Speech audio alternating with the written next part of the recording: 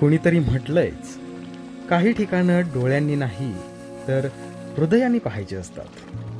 क्षेत्र माहुली हे त्या ठिकाणांपैकीच एक आहे. याच ठिकाणी माणसाची सुरुवातही होते आणि शेवटही. Welcome to episode number 1.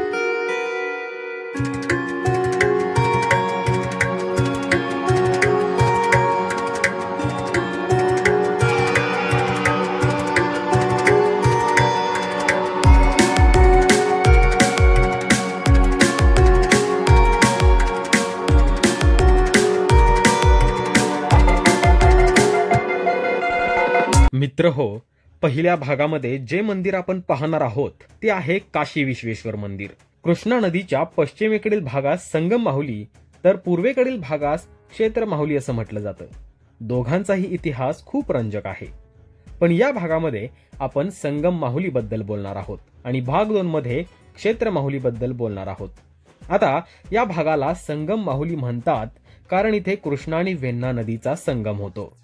याच संगम माहुलीचा इतिहास पाहायला गेलं तर स्वराज्याचे दुसरे छत्रपती संभाजीराजे भोसले यांचे पुत्र सातारचे पहिले छत्रपती थोरले शाहू महाराज यांच्या काळामध्ये संगम माहुलीची स्थापना झाली. एकदा काय झालं, छत्रपती शाहू महाराज धार्मिक विधी करण्यासाठी संगम माहुलीला आले होते. पण का कोणास ठाऊक त्यांना तिथे पुजारी उपलब्ध झाला नाही. मग त्यावेळेस तो विधी श्रीपतराव पंत प्रतिनिधी यांनी केला. पंतप्रतिनिधींनी हजरजबाबीपणा दाखवल्यामुळे शाहू महाराजांनी त्यांना एक चाहूर म्हणजे जवळपास 100 एकर जमीन दान दिली.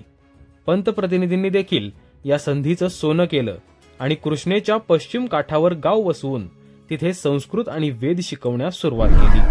त्याचबरोबर नदी काठावर सुंदर मंदिरे आणि घाट सुद्धा बांधून घेतले.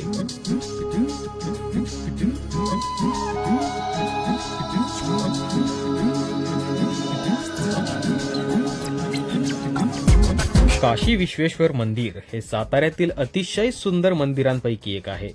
मंदिराचा खालचा संपूर्ण भाग दगडामध्ये आहे आणि कळसाचा पूर्णपणे चुनागच्चीमध्ये बनवलेला आहे.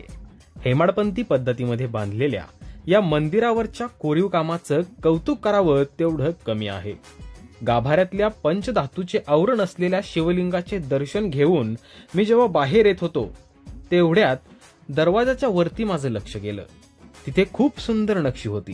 त्या नक्षीच्या मधोमध एक छोटंसं शिवलिंग होतं. शेजारीच एक स्त्री कळशीने पाण्याचा अभिषेक करत होती आणि उजव्या बाजूला एका व्यक्तीच्या हातात आरतीचं ताट असल्यासारखं भासत होतं. दोन्ही बाजूला 2-2 सुबक पोपट सुद्धा कोरले होते. इथे 1744 सालची एक मोठी घंटा सुद्धा लटकवलेली होती. त्या घंटेवरती 1744 असं साल सुद्धा लिहिलेलं होतं. या मंदिराचा वेगळेपणा सांगायचा झाला तर या मंदिरात खूप सारे दगडी खांब आहेत, पण प्रत्येक खांबावरील नक्षीकाम हे वेगळं आहे. शक्यतो मंदिरांमधले समोरासमोरील खांब तरी एकसारखे असतात, पण इथे तसं नव्हतं. काही खांबांच्या वरती नाग कोरलेले होते, काही खांबांच्या वरती पोपट कोरले होते, काहींवरती हात जोडलेला सेवक होता, तर काही खांबांवरती पत्राच्या आकाराचं शिल्पकाम होतं. त्यातही एका पत्रामध्ये फूल कोरलं होतं तर दुसऱ्या पत्रामध्ये नाग कोरला होता. याचा अर्थ लक्षात घेणं जरा कठीण आहे, पण नक्कीच यामध्ये काहीतरी संदेश आहे. मंदिराच्या समोरच रेखीवासा नंदी मंडप आहे. या मंडपावरती सुद्धा चुन्यामध्ये बनवलेल्या खूप सुंदर मूर्त्या पाहायला मिळाल्या. मंडपावरती कोनाडे बनवले होते. त्यामध्ये एक स्त्री हातात ढाल आणि तलवार घेऊन सैनिकाच्या वेशात दिसून आली. शेजारच्या कोनाडीत एक स्त्री तिच्या मुलाला शेजारी घेऊन बसलेली आहे असं दिसून आलं आणि प्रत्येक 2 कोनाडींच्या मध्यभागी एक हत्ती आणि हत्तीवर एक सेवक होता. हत्तीची सोंड तुटलेली होती, पण सोंडेला आधार दिलेली लोखंडी पट्टी दिसून आली. या मंदिरामध्ये मला एक शिल्प पाहायला मिळालं, ज्या शिल्पामध्ये एक जोडपं शिवलिंगाची पूजा करताना दिसत होतं. स्त्रीच्या उजव्या हातात पाण्याचं एक भांड आणि त्याने ती शिवलिंगावर पाणी ओतत आहे आणि त्या शिवलिंगाला नागाने वेटोळा घातलेला आहे.